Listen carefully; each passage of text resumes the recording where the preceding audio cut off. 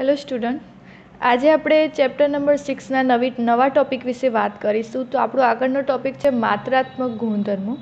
તો માત્રાત્મક ગુણધર્મોમાં મેં એવું લખ્યું છે કે એવો ગુણધર્મ કે જેનું મૂલ્ય પ્રણાલીમાં રહેલા દ્રવ્યના જથ્થા અથવા તો કદ ઉપર આધાર રાખે છે. એટલે કે આપણે લઈએ કે આ એક પ્રણાલી છે, બરાબર, એમાં કોઈ દ્રવ્ય ભરેલું છે. તો આ માત્રાત્મક ગુણધર્મમાં આપણે કદ, ઉદાહરણ લઈએ કદ, તો શું થશે કે હું અહીંયા એક પાર્ટીશન કરી દઉં તો શું થશે? માત્રાત્મક ગુણધર્મ એટલે શું કે આનું કદ અને આનું કદ હવે સરખું થયું ના. પહેલાં આખી પ્રણાલીનું કદ હતું, હવે કદ કેવું થઈ ગયું? બદલાઈ ગયું, કારણ કે મેં વચ્ચે શું કરી દીધું? પાર્ટીશન કરી દીધું. તો એવા ગુણધર્મને શું કહેવાય? માત્રાત્મક ગુણધર્મ. એટલે કે દ્રવ્યના જથ્થા ઉપર આધાર રાખે છે કે આખો જથ્થો હતો એના કરતાં આનો જથ્થો કેવો થઈ ગયો? વહેંચાઈ ગયો, ઓછો થઈ ગયો. તો કદ કેવું થઈ ગયું? ઓછું થઈ ગયું. તો આવા ગુણધર્મને શું કહેવાય? માત્રાત્મક ગુણધર્મ. ફરીથી એકવાર રિપીટ કરું છું કે મેં એક પ્રણાલી દીધી હતી, એ પ્રણાલીમાં આટલું બધું મેં દ્રવ્ય ભર્યું હતું, બરાબર. પછી શું કર્યું? મેં પાર્ટીશન કરી દીધું. તો અહીંયા દ્રવ્ય વધારે હતું, અહીંયા દ્રવ્ય શું થઈ ગયું? ઓછું થઈ ગયું. તો આવા ગુણધર્મને શું કહેવાય? માત્રાત્મક ગુણધર્મ. એટલે કે દ્રવ્યના જથ્થા ઉપર આધાર રાખશે, બરાબર. વિશિષ્ટ ગુણધર્મ. તો વિશિષ્ટ ગુણધર્મ દ્રવ્યના કદ અથવા તો જથ્થા પર આધાર રાખતો નથી. ફોર એક્ઝામ્પલ, તાપમાન. કે હું અહીંયા આ પ્રણાલીનું તાપમાન T લઉં, બરાબર. હવે અહીંયા મેં પાર્ટીશન કરી દીધું તો તાપમાન તો બંનેમાં T જ રહેશે, તાપમાનમાં કોઈ ફરક પડશે નહીં. તાપમાનને અને દ્રવ્યના જથ્થાને કોઈ જ લેવા દેવા નથી. મતલબ કે તાપમાન એવું છે કે અહીંયા પણ જેટલું હતું, પણ ભલે હું અહીંયા પાર્ટીશન કરી દઉં પણ તાપમાન તો બંનેમાં કેવું રહેશે? સેમ જ રહેશે. આના જેમ દ્રવ્યના જથ્થામાં જથ્થો ઓછો થયો તો તાપમાન ઓછું થઈ ગયું, એવું નહીં થાય. તાપમાન તો બંનેમાં કેવું રહેશે? સેમ જ રહેશે. તો આવા ગુણધર્મને શું કહેવાય? વિશિષ્ટ ગુણધર્મો કહીશું, બરાબર. આગળના ટોપિકની વાત કરીએ તો પ્રક્રિયા એન્થાલ્પી. હવે પ્રક્રિયા સાથે સંકળાયેલ એન્થાલ્પી ફેરફારને શું કહેવાય? પ્રક્રિયા એન્થાલ્પી. એની સંજ્ઞા છે ΔRH. પ્રક્રિયા સાથે સંકળાયેલ એન્થાલ્પી એટલે કે પ્રક્રિયકમાંથી નીપજ બને ત્યારે કંઈક તો ફેરફાર થતો હશે ને, એ ફેરફારને શું કહેવાય? પ્રક્રિયા એન્થાલ્પી કહેવાય.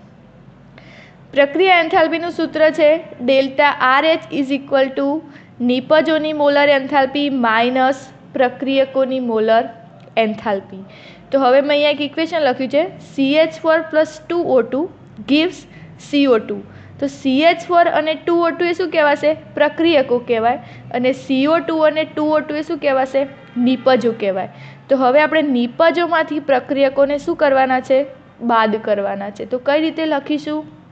ΔRH એટલે કે પ્રક્રિયા એન્થાલ્પી ઇઝ ઇક્વલ ટુ પહેલાં નીપજોનો સરવાળો માઇનસ પ્રક્રિયકોનો સરવાળો. તો આપણે નીપજોનો સરવાળો કરીએ તો HM એટલે નીપજોની મોલર એન્થાલ્પી એટલે કે CO2ની મોલર એન્થાલ્પી પ્લસ આ જે તત્વયોગમિતીય ગુણાંક છે ને એને ક્યાં લખવાનું? આગળ લખવાનું. 2HM H2Oની મોલર એન્થાલ્પી. નીપજોના 2 પ્લસ થઈ ગયા. હવે માઇનસ એટલે આ માઇનસ થયું અહીંયા. પ્રક્રિયકો તો આપણી જોડે એક જ 2 પ્રક્રિયક છે, તો એ બંનેનો પણ સરવાળો કરવો પડશે. તો CH4ની મોલર એન્થાલ્પી પ્લસ 2 છે HMO2. અહીંયા પણ ગુણાંક 2 છે, તો એ ગુણાંકને ક્યાં લખવાનું? આગળ લખવાનું. તો આ રીતે તમે પ્રક્રિયાની એન્થાલ્પી શોધી શકો છો કે પ્રક્રિયક નીપજોની માઇનસ પ્રક્રિયકોની મોલર એન્થાલ્પી. આપણે આ રીતે લખીએ કે 2 + 4 gives 6 + 2, બરાબર. તો આપણી સૂત્ર શું હતું? પ્રક્રિયકો નીપજો માઇનસ પ્રક્રિયકો. તો નીપજો એટલે આ કહેવાશે. તો પહેલાં આ બંનેનો તો સરવાળો કરવો પડશે ને. 6 ને 2 8 માઇનસ પ્રક્રિયકો એટલે 4 ને 2 6. તો જવાબ શું આવ્યો? 2 આવ્યો. તો આ 2ને શું કહેવાય? પ્રક્રિયકોની પ્રક્રિયા એન્થાલ્પી કહેવાય. સેમ વે આમાં પણ એવું કરવાનું, પણ આપણને અહીંયા શું આપેલું છે? ઇક્વેશન આપેલું છે, તો બંનેનો સરવાળો કરવાનો અને આમાંથી શું કરી દેવાનો, માઇનસ કરવાનો, એટલે આપણને મોલર પ્રક્રિયા એન્થાલ્પી મળી જાય. હવે આપણે આગળ વાત કરીએ. હવે જોઈએ કે પ્રક્રિયાની પ્રમાણિત એન્થાલ્પી.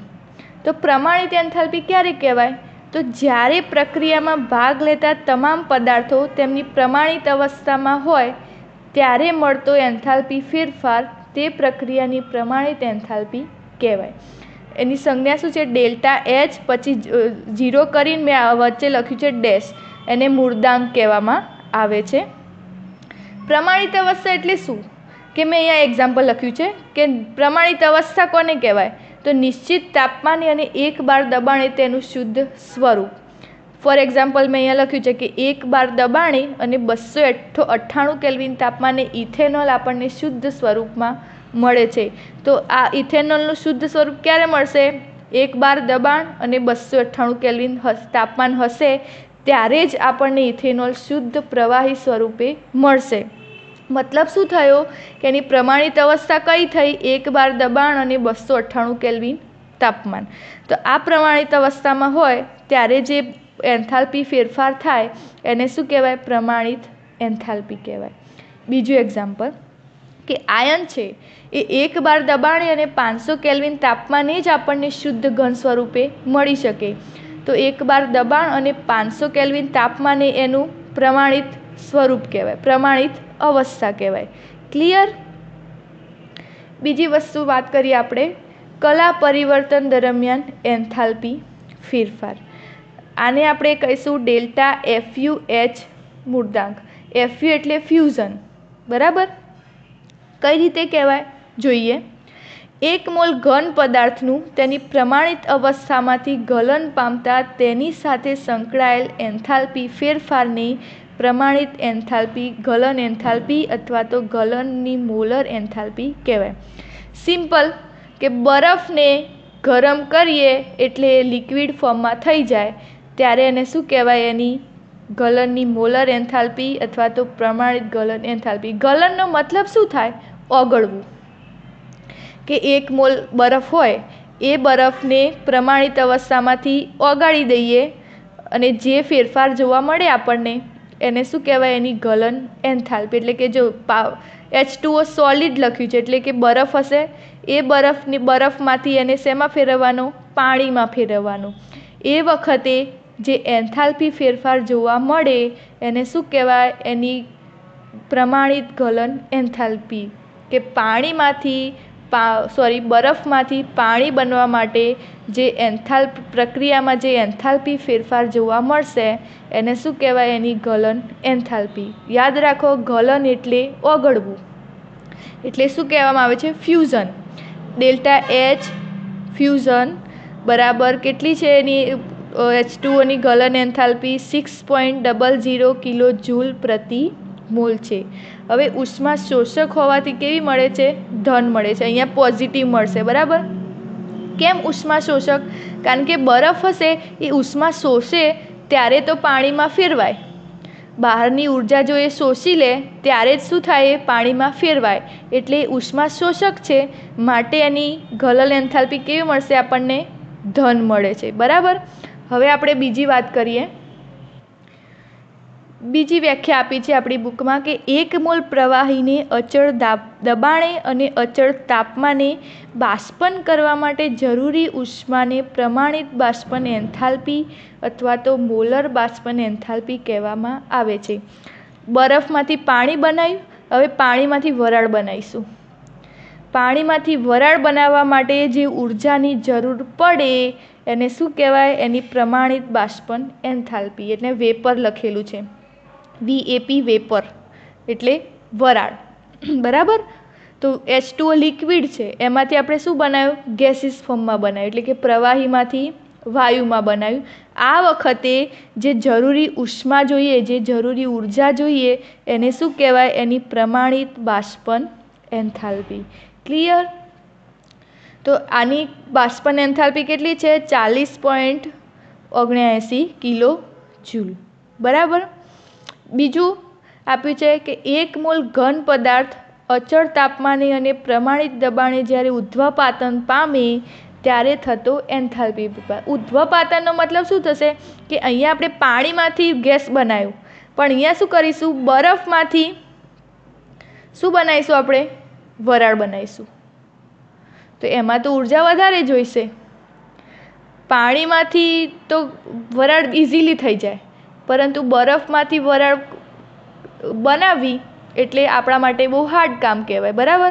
કારણ કે જે બરફને ઓગાળવા માટે ઉર્જા જેવી કેવી જોશે, વરાળ થશે. બરફમાંથી ઉર્જા આપીશું એટલે પાણી બનશે, પાણી બની પાછી વરાળ બનશે. અને અહીંયા શું થશે, ડાયરેક્ટ પાણીમાંથી વરાળ બની જશે. એટલે આને શું કહેવાય, એની ઉધ્વપાતન પામે ત્યારે થતો એન્થાલ્પી ફેરફાર. એટલે એને શું કહેવાય, sublimation. Delta sublimation H મૂળાંક.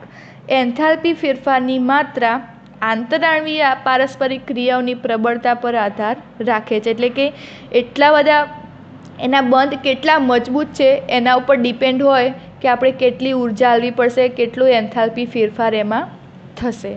Clear.